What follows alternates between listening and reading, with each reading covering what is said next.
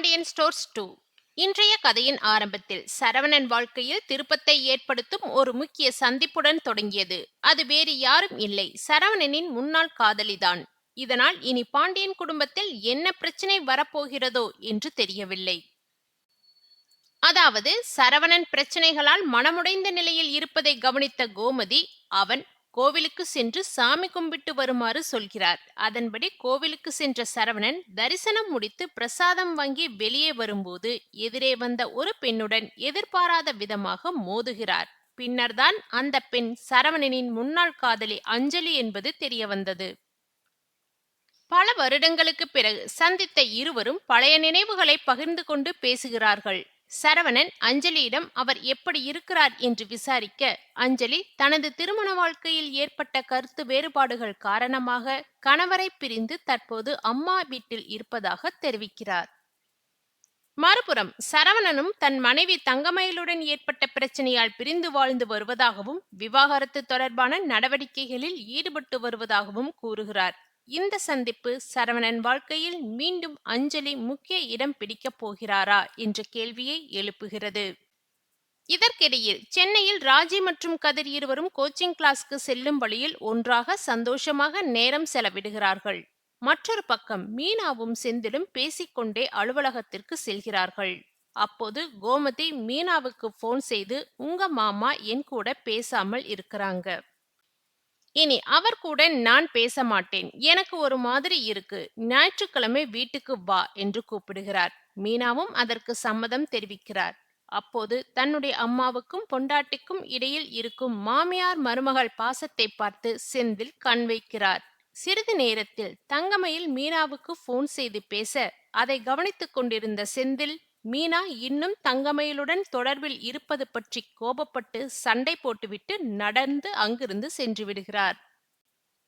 இறுதியாக coaching class முடிந்த பிறகு ராஜியை அழைத்து கொண்டு புடவை கடைக்கு செல்லும் கதிர் அவளுக்கு பிடித்த புடவையை வாங்கி கொடுக்கிறார். பிறகு கோமதி கதிருக்கு போன் செய்து, ராஜி எப்படி இருக்கிறா, அவளை நல்லா பார்த்துக்கோ, அவ ரொம்ப பாவம் என்று சென்டிமெண்டாக பேசுகிறார்.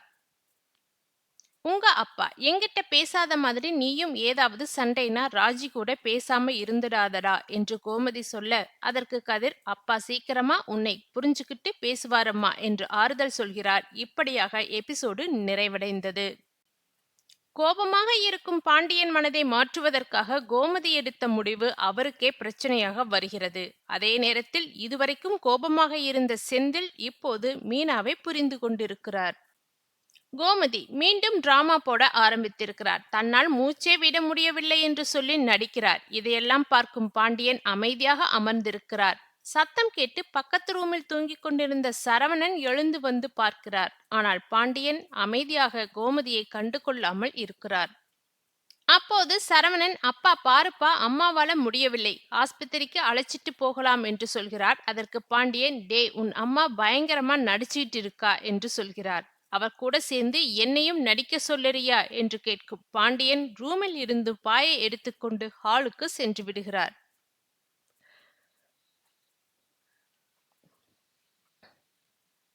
உடனே கோமதி எழுந்து, என்ன நடிக்கிறேன்னு சொல்றீங்களா, எனக்கு உண்மையாவே மூச்சு விட முடியவில்லை என்று சொல்லி கோபமாக பேசுகிறார். சரி, இப்போ என் கூட சண்டை போடும்போது மட்டும் உனக்கு நல்லா மூச்சு விட முடியுதே என்று பாண்டியன் கேட்ட பின்னர்தான் அம்மா நடிக்கிறாங்க என்ற உண்மை அரசிக்கும் சரவணனுக்கும் தெரிய வருகிறது. அதன் பின்னர் பாண்டியன் ஹாலில் சென்று படுத்துக் கொள்கிறார். மறுபுறம் சென்னை சென்றிருக்கும் ராஜி இரவு முழுக்க கதிருடன் ரொமான்ஸ் செய்துவிட்டு டயர்டாகி நன்கு தூங்கி விடுகிறார். அவர் எழுந்தவுடனே கதிர் காஃபி ரெடியாக வைத்திருக்கிறார். ராஜியும் பிரசப் ஆகிவிட்டு வருகிறார். அதன் பின் கதிரிடம் பேசும் ராஜி, எனக்கு இங்கேயே இருக்கலாம்னு தோணுது என்று சொல்கிறார். அதற்கு கதிர், நாம வந்ததே கோச்சிங்காகத்தான், நீ அதை மட்டும் பாரு என சொல்லிவிடுகிறார். பின்னர் ராஜியின் விருப்பத்திற்கு ஏற்ப பிளான் போடும் கதிர், வேண்டுமென்றால் இங்கு இரவு இங்கேயே தங்கிவிட்டு நாளைக்கு கிளம்புவோம் என ஐடியா கொடுக்கிறார். வீட்டில் கோமதி காலை எழுந்து சமையல் வேலைகளை முடித்திருக்கிறார். காலையில் பாண்டியன் சாப்பிட வருகிறார். அப்போது அங்கிருந்த அரசியை மொட்டை மாடிக்கு போய் துணி எடுத்துவிட்டு வா என்று அனுப்பிவிடுகிறார் கோமதி. தன் கையாலேயே பாண்டியனுக்கு சாப்பாடு கொடுக்க வேண்டும் என பிளான் போட்டு கோமதி இப்படி செய்ய, பாண்டியனோ நான் வெளியவே சாப்பிட்டுக் கொள்கிறேன் என்று சொல்லிவிட்டு கிளம்புகிறார். இதையெல்லாம் பார்க்கும் சரவணன், நீ அப்பா பின்னாடியே போகாத, கொஞ்ச நாள் அமைதியா இரு, அவர் உன்கிட்ட பேசுவார் என சொல்கிறார். கோமதியும் அந்த பிளானுக்கு ஓகே சொல்லிவிடுகிறார். மறுபுறம் செந்தில் மீனா பக்கம் இருக்கும் நியாயத்தை புரிந்து கொண்ட நிலையில் அவரிடம் சென்று, நீ என்கிட்டயாச்சும் இந்த உண்மையை சொல்லி இருக்கலாமல்ல என்று கேட்கிறார். மனம் மாறும் செந்தில், எனக்கு உண்மையில கோபமெல்லாம் இல்லை, வருத்தம்தான், நீ என் கூடவே சொல்லவே இல்லை, நான் உன் புருஷன்தானா என்று செந்தில் கேட்க, அதற்கு பதிலளிக்கும் மீனா, இந்த விஷயத்தை நான் உங்ககிட்டம் சொல்லியிருந்தால் என்ன நடந்திருக்கும்? ஏற்கனவே மாமா என்னைய திட்டிட்டு இருக்காரு, இதுல நீங்களும் உடந்தையா இருக்கீங்கன்னு தெரிஞ்சா உங்களை அடிச்சிருக்க மாட்டாரா என்று மீனா கேட்கிறார்.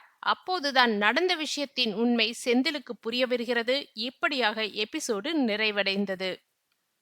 அதாவது பாண்டியன் குடும்பத்தின் அமைதியான வெளிப்புற தோற்றத்திற்குள் பல ஆண்டுகளாக அடக்கி வைக்கப்பட்ட மனவலி, தவறான புரிதல்கள், சொல்லப்படாத உண்மைகள் என பல்வேறு உணர்ச்சிகள் கொதித்து கொண்டே இருக்கின்றன. அந்த அடக்கி வைக்கப்பட்ட உணர்ச்சிகளே சமீபத்தில் நிகழ்வுகளில் ஒவ்வொன்றாக வெளியில் வந்து குடும்ப உறவுகளை மீண்டும் சோதிக்கத் தொடங்கியுள்ளது. சரவணனின் வாழ்க்கையில் ஏற்பட்ட மாற்றம் ஒரு சாதாரண சந்திப்பாக தோன்றினாலும் அதன் பின்னணியில் பெரும் விளைவுகளை உருவாக்கக்கூடியதாக இருக்கிறது. கோவிலில் நடந்த அந்த எதிர்பாராத மோதல் கடந்த காலத்தை மீண்டும் இன்றைய வாழ்க்கைக்குள் இழுத்து வந்திருக்கிறது. முன்னாள் காதலி அஞ்சலியுடன் ஏற்பட்ட சந்திப்பு சரவணனின் மனதை குழப்பத்தோடு ஆழ்த்துவது மட்டுமல்லாமல் எதிர்காலத்தில் பாண்டியன் குடும்பத்தில் புதிய பிரச்சனைகள் உருவாகுமோ என்ற சந்தேகத்தையும் எழுப்புகிறது. அஞ்சலியின் வாழ்க்கையும் சரவணனைப் போலவே தோல்விகளால் நிரம்பியுள்ளது. திருமண வாழ்க்கையில் ஏற்பட்ட கருத்து வேறுபாடுகள் காரணமாக கணவரை பிரிந்து தாயின் வீட்டில் தங்கியிருக்கும் நிலை அவளின் மனதில் இருக்கும் வெறுமையை வெளிப்படுத்துகிறது.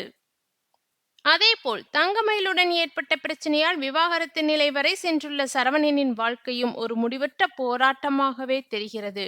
இவ்விருவரின் மீள் சந்திப்பு கடந்த காலம் மீண்டும் இன்றைய வாழ்க்கையில் இடம் பிடிக்குமா என்ற கேள்வியை உறுதியாக எழுப்புகிறது. இதே நேரத்தில் குடும்பத்தின் மற்றொரு பகுதியில் நடைபெறும் நிகழ்வுகள் உறவுகளில் நம்பிக்கையும் பொறாமையும் எவ்வளவு நுண்ணியதாக ஒன்றோடொன்று பின்னி பிணைந்துள்ளன என்பதை காட்டுகின்றன.